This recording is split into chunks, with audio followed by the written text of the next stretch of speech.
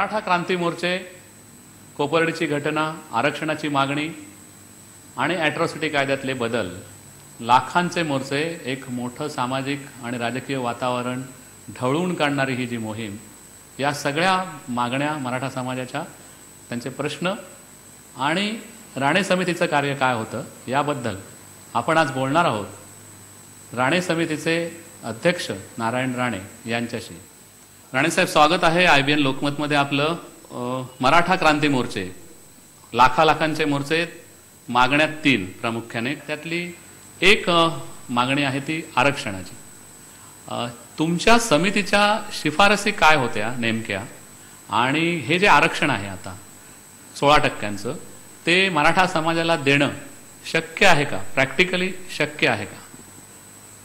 महाराष्ट्र सरकारने, सरकारच्या मंत्रिमंडळाने, राज्याचे मुख्यमंत्री पृथ्वीराज चव्हाण, उपमुख्यमंत्री अजित पवार साहेब यांनी मला मराठा आरक्षण समितीचा अध्यक्ष केलं आणि ते मंत्रिमंडळाने मान्य केलं. मी अध्यक्ष झाल्यानंतर मी महाराष्ट्रभर मराठा समाजाला आरक्षण देण्यासंबंधी काय म्हणणं आहे विविध स्तरातील मान्यवरांचं, त्यात पत्रकार असतील, ज्येष्ठ विविध क्षेत्रातील तज्ज्ञ असतील, सगळ्यांनाच मी भेटलो. जवळपास 1800चे जवळपास निवेदनं माझ्याकडे आली.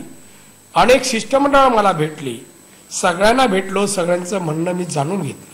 राज्यात आणि देशात आता 52% आरक्षण दिली जातात, त्यात OBC 18% पण आहे, त्यामध्ये मागासवर्गीय, आदिवासी सगळी आरक्षण आहे. मी या 52%च्या आत मराठ्यांना आरक्षण द्यावं अशी काही शिफारस केलेली नाही. मी 52%पेक्षा अधिक, 52च्या बाहेर आरक्षण दिलं जावं. ते राज्यघटनेच्या कलम आर्टिकल 15(4) आणि 16(4) नुसार की मागासलेला वर्ग सामाजिक, शैक्षणिक आणि आर्थिक याचा सर्वे करावा आणि त्यांची गरिबी जी आहे ती सर्वे करून खरंच गरिबी आहेत का ते पाहावी आणि त्यानंतर राज्य सरकारने त्याला आरक्षण द्यावं, ही राज्यघटनेत तरतूद आहे. आणि त्या तरतुदीनुसारच आम्ही राज्यातील मराठा समाज जो मागासलेला आहे त्यातील 18 लक्ष लोकांचा सर्वे आम्ही केला.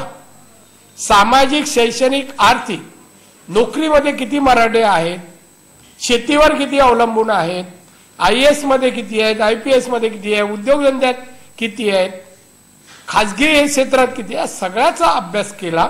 आणि तोही अभ्यास सरकारी यंत्रणेच्या माध्यमातून केला, जी कलेक्टरने केलेला आहे. राणे साहेब, एक आणखी मागणी या सगळ्या मोर्चाच्या निमित्ताने पुढे आलीच की ॲट्रॉसिटी कायद्यात बदल करायचा. ॲट्रॉसिटी हा मुद्दा आल्यामुळे, म्हणजे इतर मागण्या तर आहेतच या 2, पण त्यात पुन्हा ॲट्रॉसिटीचा हा मुद्दा आल्यामुळे तेढ वाढते. ही तेढ वाढीला लागली आहे, जातींमधली ही तेढ वाढीला लागते असं आपलं मत आहे. कायदा आला आणि लगेच बदल मागितला का मराठा समाजाने? नाही. कायद्याला किती वर्ष झाली? हा कायद्याचा वापर करत असताना हा कायद्याचा अर्थ वेगळा काढून चुकीच्या रीतीने हा कायदा राबवला जातोय. त्याचा उपद्रव समाजात नाही, मराठात नाही, अन्य लोकांनी होतोय. त्यामध्ये अधिकाऱ्यांना होतोय, पत्रकारांना होतोय, उद्योजकांना होतोय, विद्यार्थ्यांना होतोय.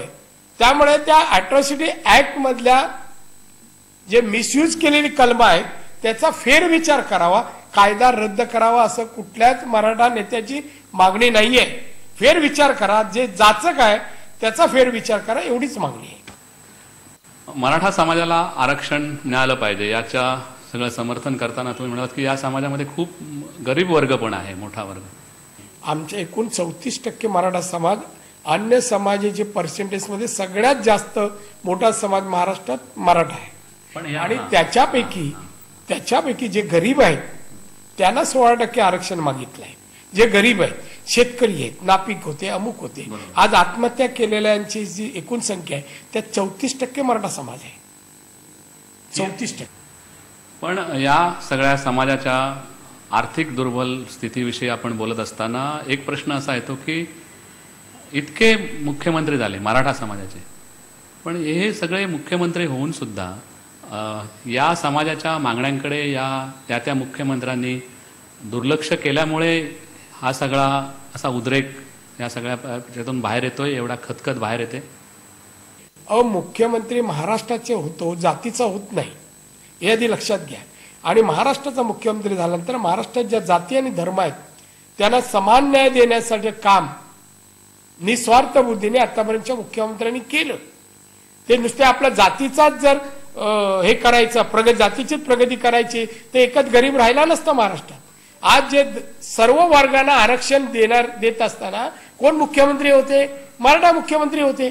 बाकीच्यांना आरक्षण देताना, काल परवा वैश्वानेना पण देताना मराठाच मुख्यमंत्री होते.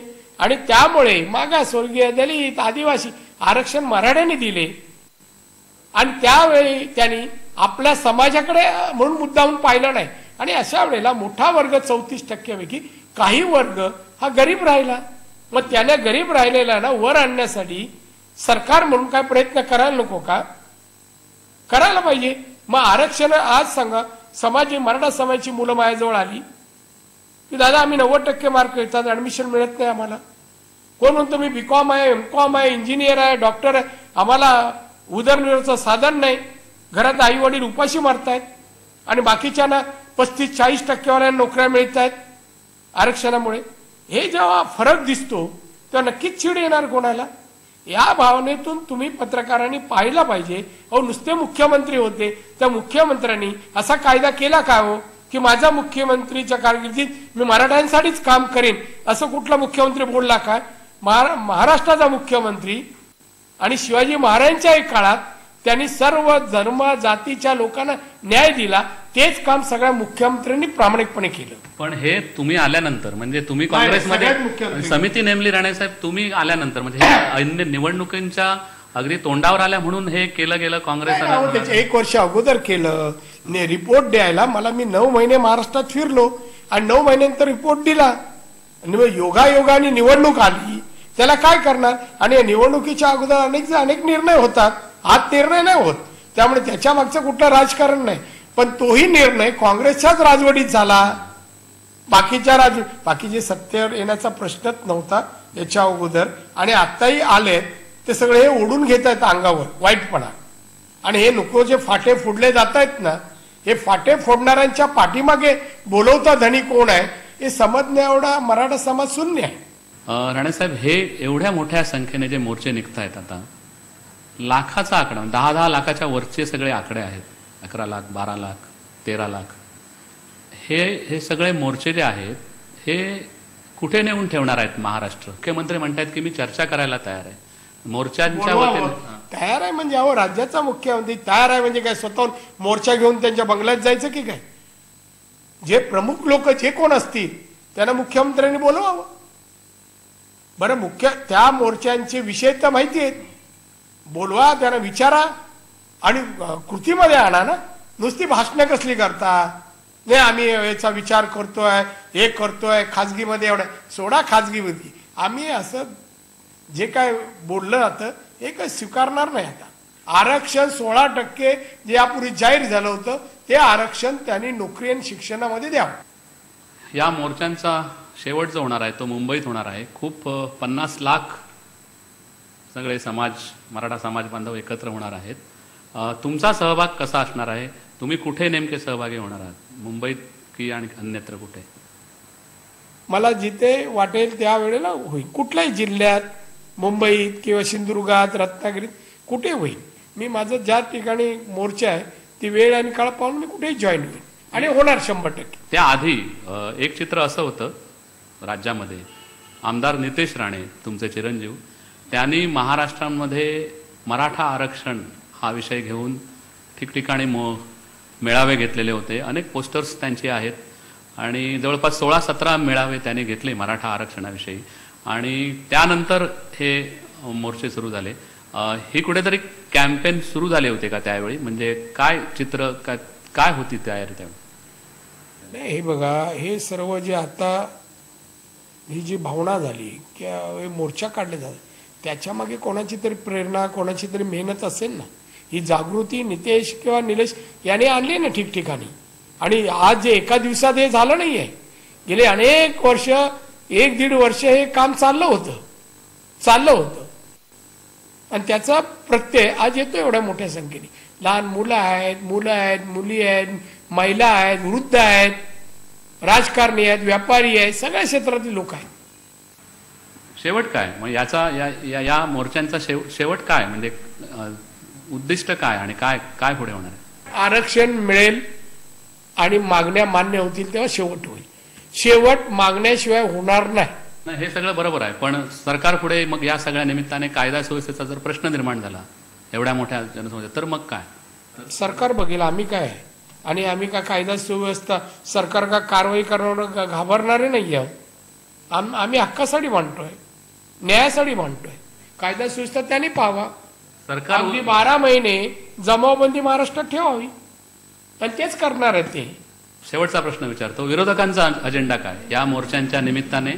विरोधकांचा अजेंडा काय? सरकार उलथवणं की मुख्यमंत्री बदलण्याची मागणी?